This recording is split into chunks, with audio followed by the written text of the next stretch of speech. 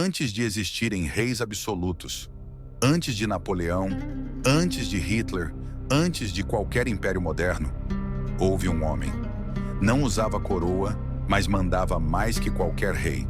Não precisava de trono. Roma inteira se ajoelhava diante dele. Esse homem não herdou o poder. Ele tomou. Cercado de inimigos, ameaçado pela própria república, que jurou proteger. Ele desafiou tradições, derrubou senadores e atravessou limites que nenhum romano jamais ousou tocar. Seu nome? Júlio César. O homem que olhou nos olhos da história e a obrigou a lembrar dele para sempre. Júlio César. Um nome que sobreviveu ao tempo como um trovão que nunca se apaga. Quando se pronuncia esse nome, sentimos o peso da ambição humana em sua forma mais pura. César não foi apenas um homem, foi um arquétipo. Um símbolo de poder, liderança e genialidade política. Seu legado ultrapassou as fronteiras da Roma antiga e moldou impérios que surgiriam séculos depois. Governantes como Napoleão e Hitler estudaram sua vida obsessivamente. Imperadores adotaram seu nome como título. César, Kaiser, Czar. Mas o que torna esse homem tão inesquecível? É porque ele ousou. Desafiou as normas, quebrou as tradições e transformou a política de Roma em um jogo onde ele ditava as regras. Subiu degrau por degrau num cenário político hostil, enfrentou traições, sobreviveu a guerras civis e, mesmo cercado de inimigos por todos os lados, nunca recuou. Quando todos esperavam cautela, ele agia com audácia. Quando esperavam submissão, ele avançava com autoridade. César era uma tempestade ambulante de ideias, decisões rápidas e carisma avassalador. E por isso, mais de 2000 anos depois, ele continua sendo estudado, temido, reverenciado. Júlio César não apenas viveu a história, ele a reescreveu com sangue e poder. César nasceu em 100 a.C., em uma Roma mergulhada em caos político e desigualdade social. Era descendente da gens Júlia, uma família patrícia, mas de pouca influência na política. Seu tio, Caio Mário, foi um dos generais mais poderosos de Roma e também um símbolo de conflito contra os aristocratas. Ainda jovem, César assistiu à guerra civil entre Mário e Sula, que culminou em execuções públicas, exílios forçados e instabilidade completa. Foi nesse clima de medo e ambição que sua mente foi moldada. Ele compreendeu desde cedo que o mundo não era justo e que apenas os ousados alcançavam os degraus mais altos. Quando Sula chegou ao poder, ordenou a execução de César por sua ligação com Mário. Mas César, com apenas 16 anos, recusou-se a obedecer. Fugiu, escondeu-se, sobreviveu. Esse episódio não foi apenas um susto. Foi a prova de que ele não seria um peão. Seria o jogador. Um jovem que aprendeu que a sobrevivência exigia inteligência, que o poder só era possível através da coragem e que cada passo rumo ao topo precisava ser calculado. Ali, na sombra da tirania, nasceu a ambição incontrolável de Júlio César. Agora, me responde uma coisa. Um jovem de apenas 16 anos, jurado de morte pelo homem mais poderoso de Roma, escolhe enfrentar o destino de frente. Você realmente acha que essa história merece passar despercebida? Se você chegou até aqui, é porque algo dentro de você também vibra com grandes histórias, com coragem, estratégia e superação. E é por isso que eu te convido, não, eu te desafio a fazer parte dessa jornada com a gente. Deixe seu like agora mesmo. Isso não é só um botão, é o escudo que fortalece esse canal e nos permite continuar trazendo conteúdos épicos como esse. E se inscreve no canal, porque aqui você não só aprende história, você vive ela. Cada vídeo é um portal, uma batalha, uma decisão que mudou o mundo. Não seja um espectador passivo da história. Faça parte dela. Clica aí. Mostra que você também é feito da mesma ambição dos grandes nomes do passado. Roma era uma cidade profundamente religiosa. Os sinais dos deuses determinavam vitórias, decisões políticas e até casamentos. Ser o chefe máximo da religião, o Pontifex Maximus, não era apenas um título cerimonial. Era controlar os presságios, as datas sagradas, os rituais e os costumes que guiavam a cidade. E foi exatamente esse cargo que Júlio César conquistou com apenas 36 anos. A eleição foi um escândalo. César apostou tudo, subornou eleitores, prometeu favores e se endividou até a alma. Mas venceu. E isso mostrou uma coisa ao Senado. Ele estava disposto a tudo para subir. A partir dali, César começou a manipular a fé popular. Cada eclipse, cada sacrifício, cada vitória era interpretada como sinal de aprovação divina. Roma via nele não apenas um político, mas um escolhido pelos deuses. Foi nesse momento que César começou a cultivar sua imagem quase mística. Sua presença nos templos, seus discursos carregados de simbolismo religioso, tudo era estratégico. Ele não queria apenas poder temporal, queria parecer invencível, e conseguiu. O Pontífice Máximo não era só mais um título. Era a armadura invisível que César usaria para alcançar o impossível. Antes de dominar Roma, César precisou aprender a vencer fora dela. Na Espanha, como questor e depois governador, enfrentou tribos hostis e rebeliões sangrentas. Foi ali que ele entendeu que a guerra era mais do que combate. Era política, espetáculo e propaganda. A cada batalha, ele construía uma narrativa. Seus soldados o amavam, pois dividia o pão com eles, marchava lado a lado, lutava na linha de frente. Mas havia algo mais. César era um gênio logístico. Sabia quando atacar, quando recuar e como manipular o terreno a seu favor. Enfrentou desertos, montanhas, tempestades e nunca perdeu a compostura. Aprendeu a ser flexível, veloz e implacável. Seus relatórios enviados a Roma, escritos com maestria, engrandeciam seus feitos. Cada parágrafo era um tijolo na construção de seu mito. Ao retornar, era visto como um general experiente e carismático. Mas por dentro, César já traçava um plano muito maior. A guerra era apenas um meio. Seu verdadeiro objetivo era o coração da República. Ele usaria o prestígio militar como passaporte para o poder absoluto. E a Espanha foi o campo onde essa visão ganhou forma. Com sangue, suor e glória. Roma estava à beira do colapso político. O Senado era fraco, os conflitos sociais cresciam, e 3 homens decidiram que a solução era tomá-la pelas sombras. Júlio César, Pompeu e Crasso firmaram um pacto secreto, o primeiro triunvirato.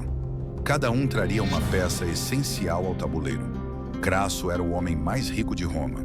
Pompeu, o mais respeitado general. César, o político mais carismático. Unidos, eles seriam imparáveis. Esse acordo não era legal, nem público. Era um golpe silencioso. Com ele, César foi eleito cônsul e depois governador da Gália. Pompeu garantiu terras para seus veteranos. Crasso obteve privilégios fiscais, mas esse equilíbrio era frágil. 3 leões famintos não dividem território por muito tempo. Ainda assim, durante alguns anos, governaram Roma com punhos invisíveis. Foi nesse pacto que César mostrou sua genialidade estratégica. Ele não queria só poder, queria estrutura, base, tempo. Sabia que sua hora viria. E o triunvirato era a ponte. Manipulou Pompeu, iludiu o Senado e explorou Crasso. E, enquanto seus aliados se ocupavam com ganhos imediatos, César olhava além. Ele planejava um império e usaria os dois para conquistá-lo, até não precisar mais de nenhum. Quando César foi nomeado governador da Gália, muitos o subestimaram. Mas ele não via a província como simples administração. Via um campo de batalhas, um palco onde poderia transformar sua imagem num mito vivo.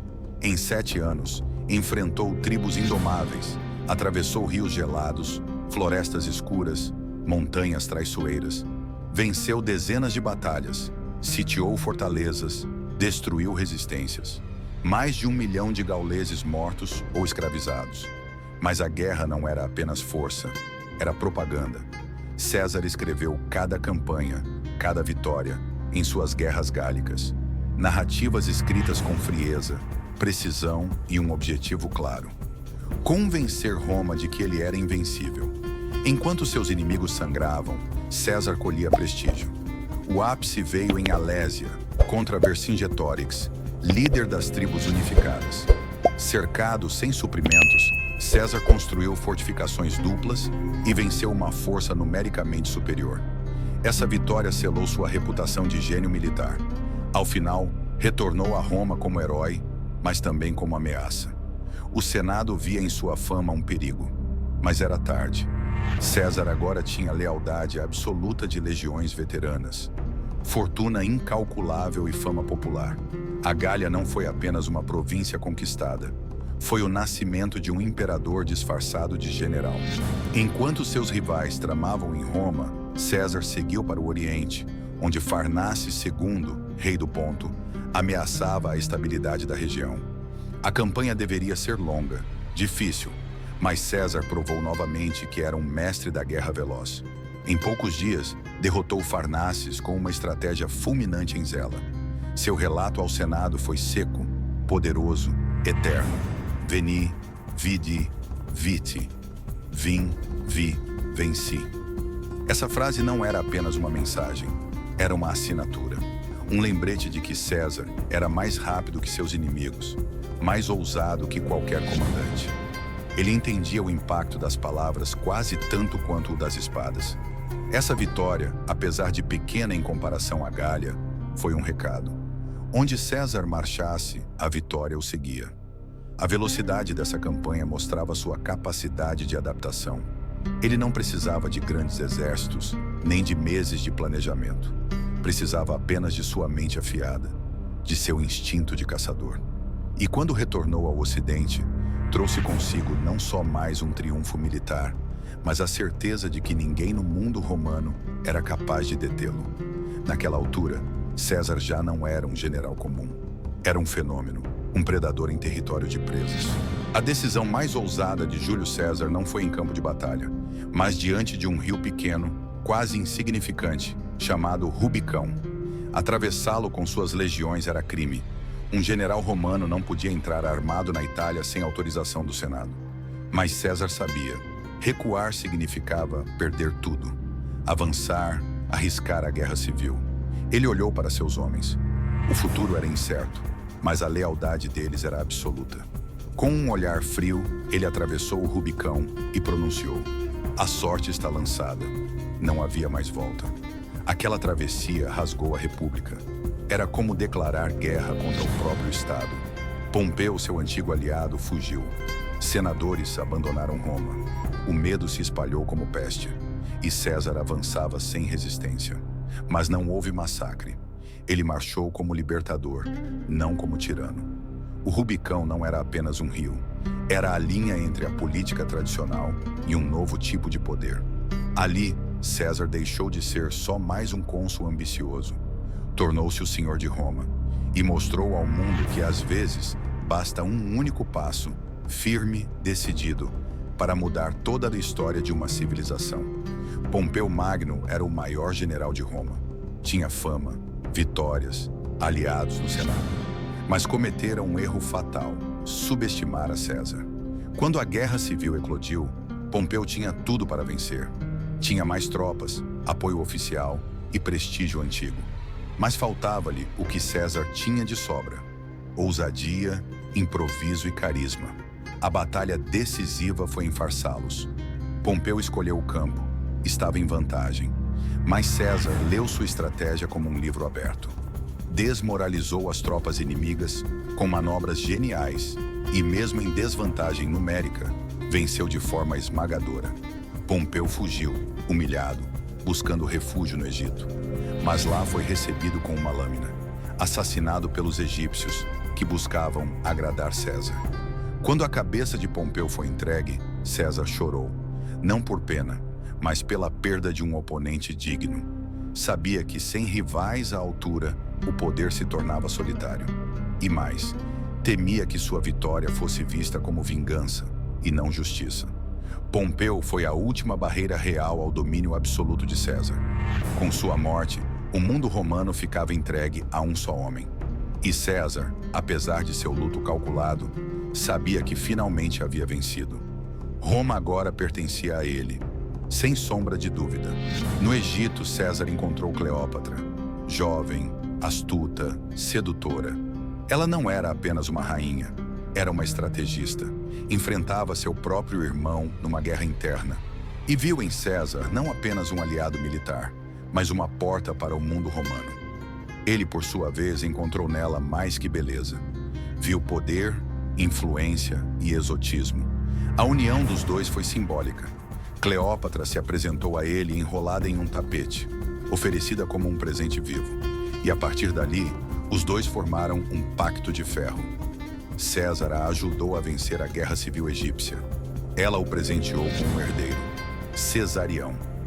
Mas havia algo maior por trás disso. Estar com Cleópatra era uma jogada política.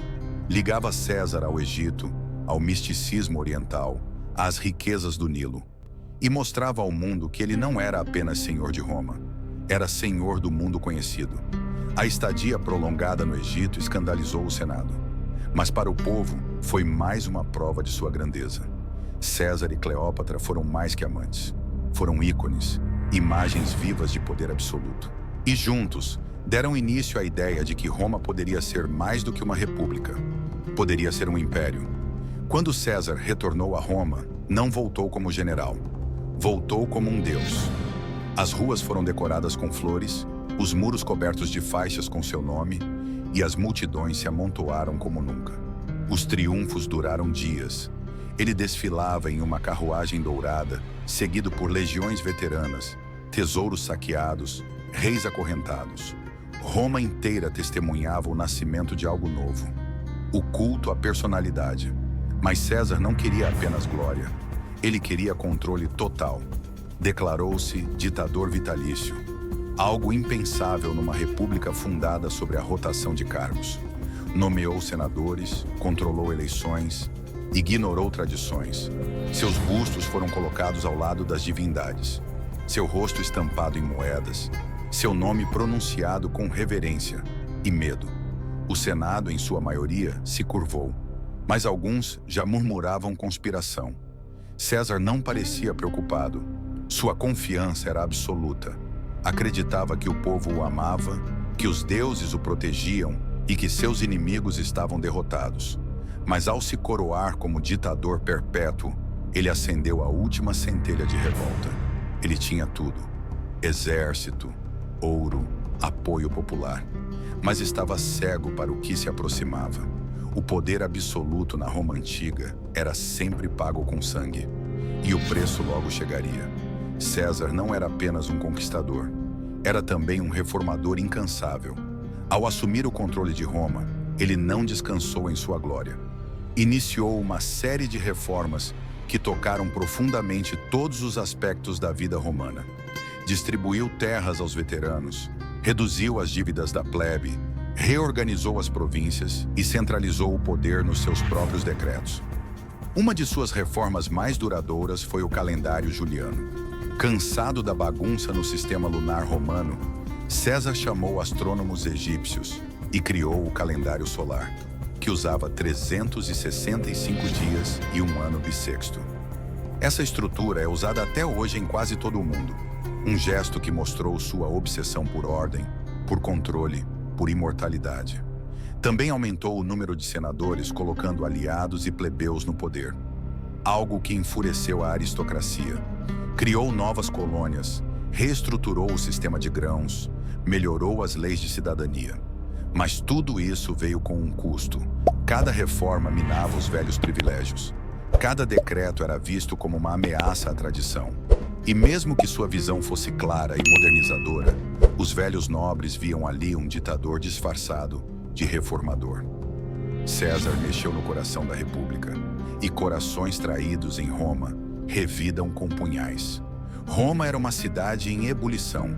Nas ruas, o povo gritava por César, cantava seus feitos, vestia suas cores. Para o cidadão comum, ele era um herói. O homem que deu pão aos pobres, terras aos soldados, espetáculo às massas.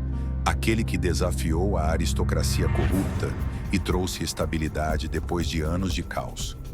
O povo via nele um pai, um salvador, quase um semideus. Mas dentro do Senado, a atmosfera era sombria. Cada decreto de César era interpretado como um passo rumo à tirania. Seus gestos grandiosos, sua aura quase divina, seus desfiles, seus títulos, tudo parecia sinal de que a República estava morrendo. Para os gladiadores, ele era um patrono. Para os comerciantes, uma oportunidade. Para os filósofos, uma ameaça. César dividia, polarizava, criava amor incondicional ou ódio profundo. Essa divisão corroía Roma por dentro. Era como se duas cidades coexistissem, uma que venerava César, outra que o temia. E ele, confiante, alimentava ambas. Achava que o amor do povo o protegeria de qualquer conspiração. Mas em Roma, a adoração popular nunca foi escudo contra punhais aristocráticos. O povo gritava seu nome nas ruas, mas eram os senadores que carregavam as lâminas afiadas. César, com todo o seu poder, não enxergava a sombra que crescia atrás de cada coluna da cúria. Os senadores, humilhados e encolhidos sob sua autoridade, começaram a se reunir em segredo. Entre eles estavam homens que haviam sido poupados por ele, perdoado traições, restaurado fortunas. Mas em Roma, o perdão muitas vezes é interpretado como fraqueza e a clemência como insulto. Brutus, talvez o mais simbólico, era tratado como um filho por César. Recebia afeto, cargos, respeito, mas estava cercado de homens que sussurravam ao seu ouvido: "A Roma livre está morrendo." Ele foi convencido de que matar César era não só necessário, mas sagrado. A conspiração cresceu com silêncio, cuidado e precisão. Não eram soldados ou plebeus, eram senadores, homens bem vestidos, com rostos calmos e palavras afiadas. Eles planejavam matar não apenas o ditador, mas a ideia do império. Não buscavam poder imediato, mas a restauração da República. Mas o erro deles foi um só: acreditar que matar César seria suficiente para apagar sua influência. Eles esqueceram que algumas ideias, quando banhadas em sangue, não morrem, se tornam eternas. E César, mesmo sem saber, já era mais mito do que homem. Era o dia 15 de março de 44 a.C., os Idos de Março. O Senado se reunia na Cúria de Pompeu, um local simbólico. Ironicamente, palco do maior rival que César derrotara. Ele chegou sem guardas, sem armadura, apenas com sua toga branca e confiança nos olhos. Era mais um dia de poder, discursos e decisões. Mas dentro daquela sala não havia honra, só lâminas escondidas sob as túnicas. Os conspiradores se aproximaram como velhos amigos, sorrisos falsos, gestos corteses. E então, o primeiro golpe, depois o segundo e o terceiro. César tentou reagir, mas estava cercado. Foram 23 punhaladas, cada uma vinda de alguém que um dia o aplaudiu. Quando viu Brutus, seu afilhado, com o punhal ensanguentado, seu rosto se esvaziou. A famosa frase, "Até tu, Brutus", verdadeira ou não, se tornou símbolo da traição definitiva. César tombou aos pés da estátua de Pompeu, banhado em sangue. Um fim cruel e teatral para quem viveu como imperador sem coroa. Ali morreu o homem, mas o mito apenas começava. O Senado achava que havia salvo a República, mas na verdade havia selado seu destino. César caiu, e com ele toda a Roma antiga. A morte de César deveria ter sido o recomeço da República, mas foi, na verdade, o início do colapso total. Os conspiradores, que esperavam aplausos, foram recebidos com o silêncio tenso de uma cidade em luto. O povo, longe de comemorar, chorou. A notícia se espalhou como fogo, e logo multidões se revoltaram, queimando casas de senadores, exigindo vingança. O Senado mergulhou no caos. Não havia plano, nenhum líder, só um vazio enorme onde antes existia a presença magnética de César. Marco Antônio, seu braço direito, aproveitou o momento. Mostrou ao povo o testamento de César, deixara parte de sua fortuna à população. Um golpe emocional. A multidão enlouqueceu. Enquanto isso, surgia uma figura inesperada. Caio Otávio, um jovem herdeiro designado por César em testamento. Frágil na aparência, mas afiado como uma lâmina.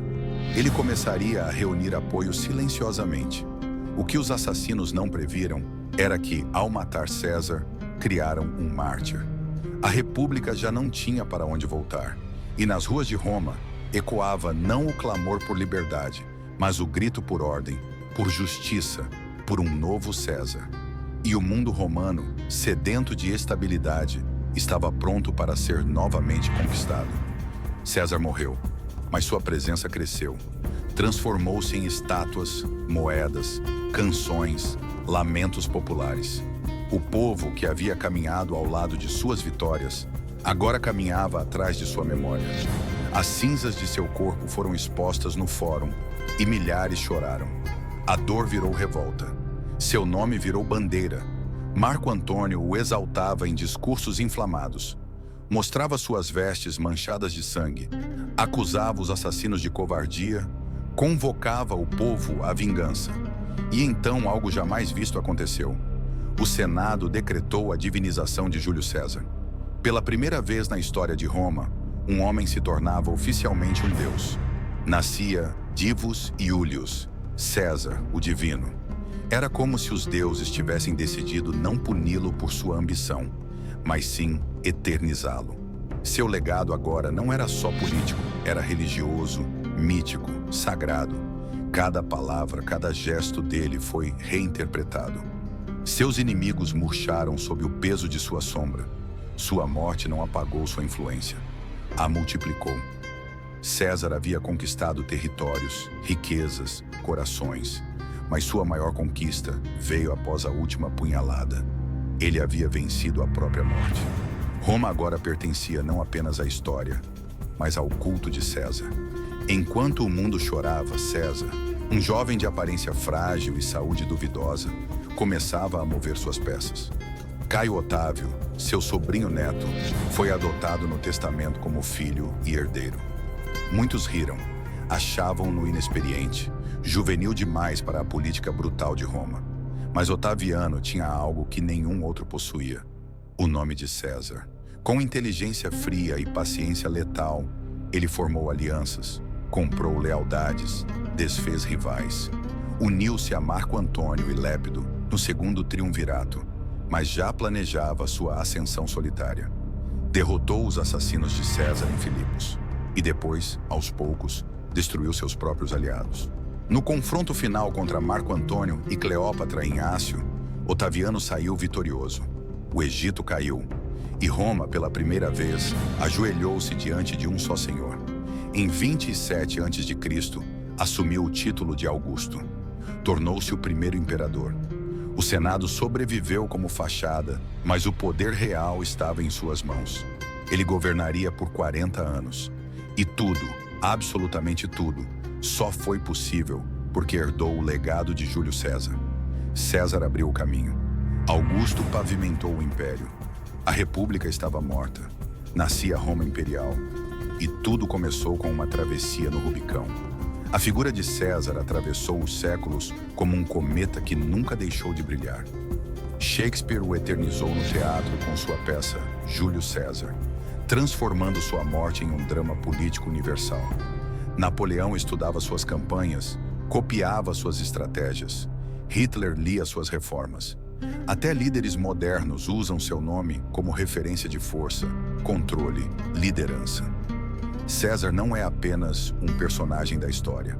Ele é um arquétipo, um símbolo da linha tênue entre o herói e o tirano, da genialidade que inspira e do poder que corrompe. Ele está presente nos livros, nas aulas, nas moedas, nos filmes.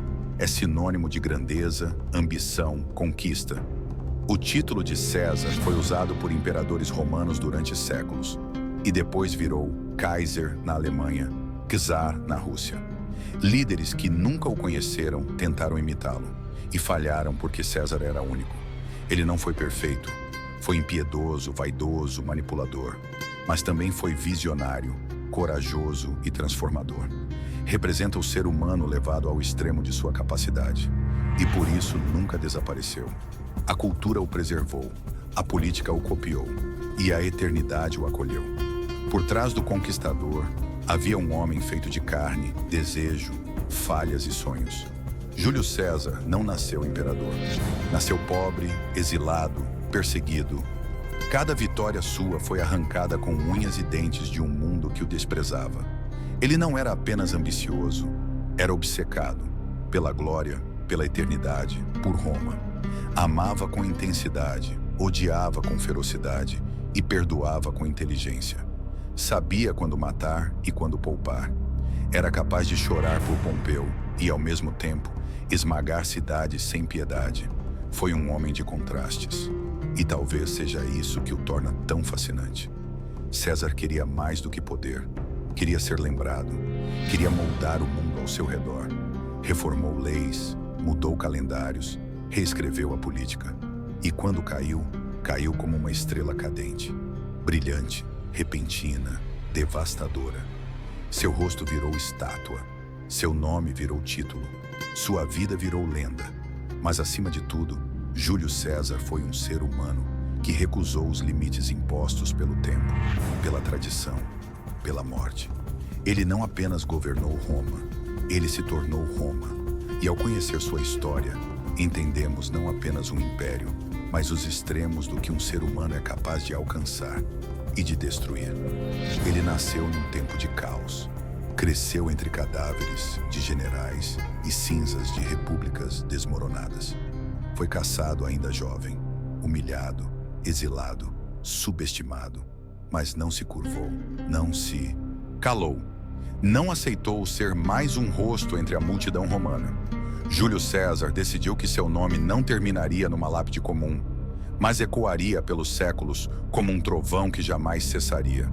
Ele não apenas sobreviveu, ele tomou Roma com as próprias mãos. Não com heranças ou privilégios, mas com visão, sangue frio e uma ambição capaz de incendiar o mundo. Amou, guerreou, escreveu, governou, desafiou deuses, senadores, rivais e tradições. E quando foi morto, não desapareceu. Porque alguns homens, quando caem, se levantam maiores. Júlio César não foi um ditador. Ele foi um divisor de eras. Um antes e depois na linha do tempo da humanidade. Sua morte não salvou a República. Selou o nascimento de um império. Seu legado não foi enterrado com ele. Foi entronizado nas mentes e corações de todas as gerações que viriam depois. E talvez essa seja a maior lição de sua vida. Os grandes não pedem permissão à história. Eles a escrevem, com coragem, com visão e com o próprio nome cravado na eternidade.